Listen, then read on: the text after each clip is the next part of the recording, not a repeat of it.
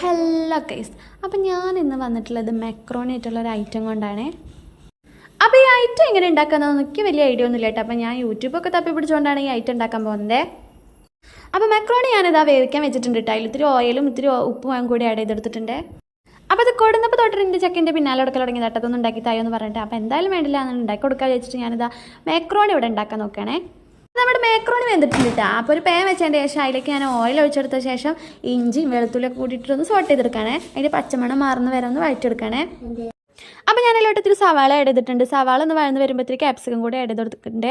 പിന്നെ ഞാൻ തൊണ്ട് മഞ്ഞപ്പൊടിയും ചിക്കൻ മസാലയും മുളക് പൊടിയും കൂടി ഇട്ട് കൊടുക്കണേ. അത് നന്നായി വഴറ്റിയെടുക്കണം. നല്ല കളർഫുള്ളായി കിട്ടിയിട്ടുണ്ട് കേട്ടോ. പിന്നെ ഇതാ ഞാൻ അതിലേക്ക് ഒരു വലിയ തക്കാളിയും കൂടി ചേർത്തി കൊടുക്കണ്ടേ. അടുത്തായിട്ട് ഞാൻ ടൊമാറ്റോ സോസും കൂടി അതിൽ ആഡ് ചെയ്ത് കൊടുക്കുന്നുണ്ട് കേട്ടോ. ടൊമാറ്റോ സോസും കൂടി അതിൽ ആഡ് ചെയ്തപ്പോൾ നല്ലൊരു പ്രത്യേക തരം സ്മെല്ല് വന്നു കേട്ടോ.